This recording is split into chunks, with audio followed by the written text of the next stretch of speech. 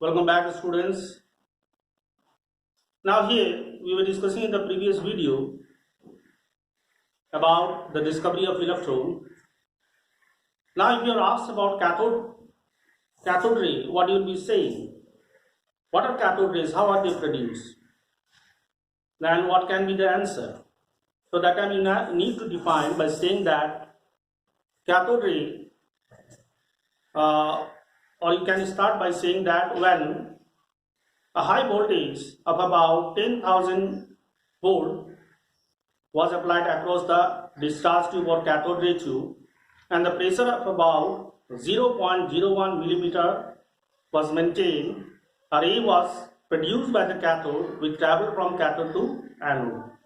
These rays were called as the cathode rays. Regarding the properties, you can go through the book also. The first property, cathode rays are negatively charged particles. They are negatively charged. The second one, they cause greenish yellowish fluorescence on the soda glass screen. This point is also there. Fluorescence means it starts emitting the light. Okay, if you polish the side of cathode ray tube on the anode side, then what will happen is that cathode ray will move from cathode to anode, and when it will strike this screen, then it will cause fluorescence. It starts emitting light. Okay, which we call as the phenomenon is called as the fluorescence. So this was observed. Okay, so that is why this point has been included here. Then again, this cathode ray was found to ionize the gases. When it is allowed to pass through hydrogen gas, the hydrogen gas get converted into positively charged ion, imitate the electron. So we say that cathode ray ionized the gas, and then it was deflected, as I explained you, by both electric field as well as magnetic field.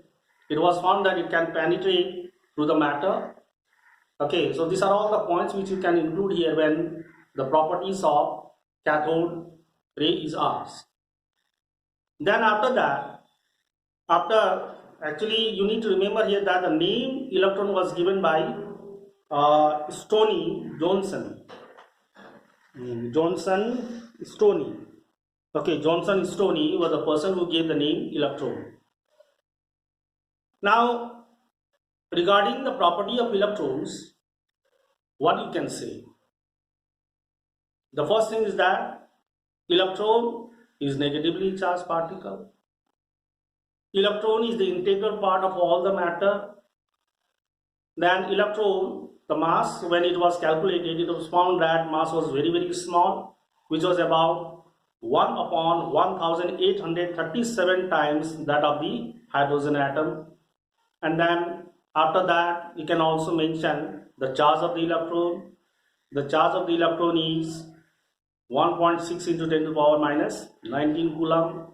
Okay, so these are the points which you are supposed to include. Now after this, we'll discuss about the discovery of proton. How proton was discovered. Now, for the discovery of proton, another scientist whose name was Eugen Goldstein, okay, he performed the experiment taking the similar kind of cathode ray tube, okay, provided with the vacuum pump, electrodes, okay, and what he modified to some extent the cathode ray tube. He took perforated cathode, means the cathode with the holes, and then after that he maintained almost the same condition, that is high voltage of about 10,000 volt was applied across the cathode. The cathode ray tube was filled with the elementary gas like hydrogen gas, and then the pressure was reduced to 0.01 millimeter mercury. Then what he observed, when the cathode ray was produced by the cathode, at the same time anode ray also emitted the ray, which traveled from anode to cathode, and it passed through the holes of through the holes or through the canals of the cathode, okay, and struck the screen to cause the fluorescence. Okay, so for the first time he observed that along with the cathode rays, the another type of ray is also produced, which is emitted actually by the anode and travel from anode to cathode in a straight path, following the straight path, okay, and pass through the canals or through the holes of the cathode and struck the screen, okay, to cause fluorescence, okay. And he applied the electric field to this ray and found that the ray was deflected towards the negative pole, not the positive pole, negative pole. The cathode ray was deflected towards the positive pole. Now here what he observed, that this ray deflected towards the negative pole, and come to the conclusion that the ray which was produced by the anode must be positively charged. And again, at the same time, when the magnetic field was applied, again it performed circular motion, okay. And from these observations he come to the conclusion that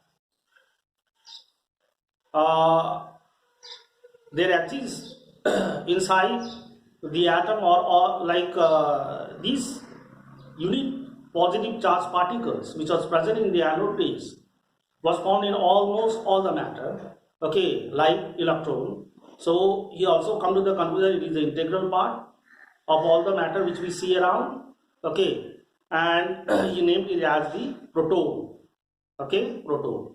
Then again, from here the question may be asked like, what are anode rays? So anode rays are those rays which travel from anode to cathode, okay, when a high voltage of 10,000 volt was applied across the cathode ray tube or discharge tube, and the pressure of about 0.01 millimeter mercury is maintained. So this is how the proton was discovered, okay. So he found that this proton was present in almost all the substances, okay, like electron, okay. So in this way both electron and protons were discovered. So I think let me keep up to this in this video, and we'll continue with the property of proton in the next